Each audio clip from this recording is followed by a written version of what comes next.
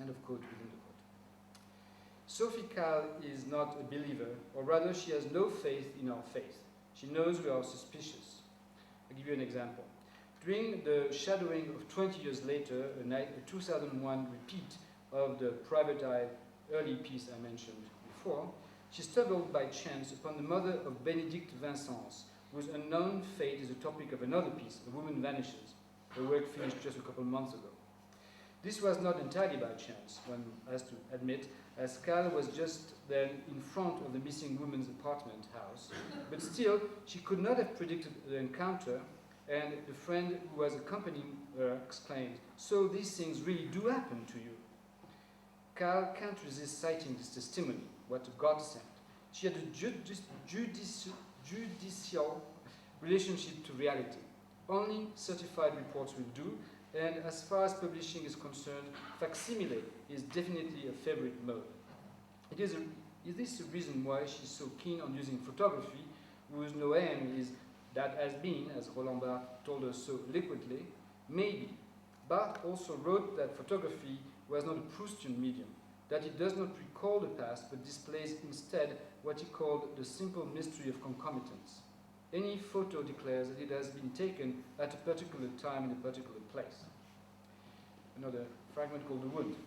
One remembers this passage much discussed when the book came out, of Roland Barthes by Roland Barthes. Beginning with, "Here is what I did with my body one day," Barthes recounted the joyful moment when he threw away from his balcony the small piece of one of his ribs that Swiss surgeons had removed from his body during his youth, that he had kept for years in a drawer. It is not difficult to imagine what Calle would have done instead. First, she would not have written, "Here is what I did with my body one day." She has no access to metonymy. A rib is not the body. Her launching phrase would have been much more precise. On the Barnes day year at X o'clock, I threw down in the Rue Servandoni from my balcony a small piece of one of my ribs, etc. Then a story would have been told without the slightest pathos, and it would have constituted a caption of a deliberately banal, purposely uninteresting photograph. Barthes, too, I think, thought to achieve such vacancy of feeling, but without success. Or, to take another example, unlike Barthes, Calle would have published a winter garden photograph, this image where Barthes rediscovers the essence of his deceased mother, and which he amorously describes in Camera Lucida. Barthes, I quote, "I cannot reproduce a winter garden photograph. It exists only for me. For you, it would be nothing but an indifferent picture, one of the southern manifestations of the ordinary." And he added, "In it for you, no wound." What Calle says is very different, and nowhere is it more obvious than in Exquisite Pain, one of her last works that I'll discuss later. She says that the ordinary is what's best shared in this world, and that this commonality is the wound. Next fragment called Impersonation. Reading Exquisite Pain, one is surprised to find there, again, several photographs belonging to an older series, Anatoly, shown for the first time in 1986. So Exquisite Pain was just finished now, and this other series is almost 20 years old. And even the love letter that functioned as a caption of this earlier work, a facsimile now partially obliterated by a stamp that reads 85 days to unhappiness. I quote the beginning, the letter. "My love, I boarded a Trans-Siberian in Moscow on my way to Vladivostok. It was October 29, 1984, 2:20 p.m. Now, this whiff of recognition, you find in a recent piece, photos, and even the text that you have seen in the previous piece. This whiff of recognition is almost Proustian. I'm thinking of this moment when a narrator, in Remembrance Things Past, discovers at the end of the great cycle, in Time Regained, that the Guermantes and the Méséglise ways are not irreconcilable. But no, Barthes' intuition still holds, I think.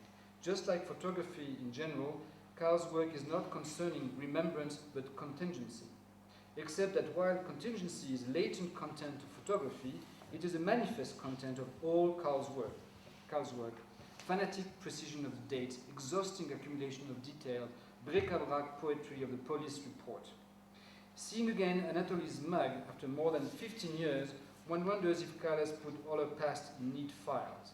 If she does not have a whole treasure of stories which would allow her to gradually complete the puzzle of her life and in the end transform the sum of her works into a continuous narrative. But she is not a George Lucas or a Matthew Barnett. She is neither interested in Ellsworth's epics nor in fairy tales. She is not into building a cathedral, even one dedicated to her pain. What she pretends to be building, however, is a character, an identity. And this is hardly original, of course. Not only every artist does the same, a simple matter of survival in the current jungle of the market, but since Duchamp, many have explored the fact that the person, from which the recent notion of the self proceeds, is a mask, persona in Latin. Under the helm of feminism, and particularly American feminism, although the master text in this matter, womanliness as a masquerade, is due to the British psychoanalyst John Riviere, this even became a catch-tune of the 80s and 90s art world. What's new with Calle is both her insistence and the all-out nature of her strategies of impersonation. Here are some thematics. Some of these strategies are traditional. I already mentioned her obsessive recourse to the past, which by cumulative bits she plots into a whole that seems even ever more unified. The recurrence of certain themes play an essential role in this respect, for these themes are also in themselves strategies of identity formation. We have, among others, surveillance, Sophie the Peeping Tom, her very last work, Unfinished, which is very emphatic about that and which I'll describe later. Among the works I already mentioned, there is The Sleepers, Suite Venetienne, The Shadow, and 20 years later, The Hotel, and The Address Book, The Blind, and The Woman Vanishes. With regard to this last mentioned piece, which I won't describe, and which will be shown for the first time in the Bobo show, you have to pay special attention to this warning, particularly frightening for someone who lives like I do in bushes and Ashcroft's America. I quote, "I met some of Benedict Vincent's colleagues at the Pompidou Center." This woman that disappeared was a guard at the Pompidou Center. They told me that she was interested in the behavior of visitors and wanted to use a position as guard to study them. For the exhibition M'as-tu vu, that's the name of the show that she's making at the moment, I decided in her name to implement this plan. So what does that mean? That we are being monitored by a camera, that's exactly what it means. She's not telling, but she's warning people that something is watching them. So that exhibition is, surveillance is one theme, exhibition is another one. Sophie flaunts herself. Among other works, we have No Sex Last Night, which some of you have seen. That's the title of the film in French. When it appeared in English, it's Double Bind. In 1992. The Birthday Ceremony, Exquisite Pain, and Unfinished this last year, to which one must add the ever-expanding group of so-called autobiographic works, as if they were not all autobiographics in some way, developed and exhibited from 1988 on, including the books True Stories in 1994 and True Stories plus 10 in 2002.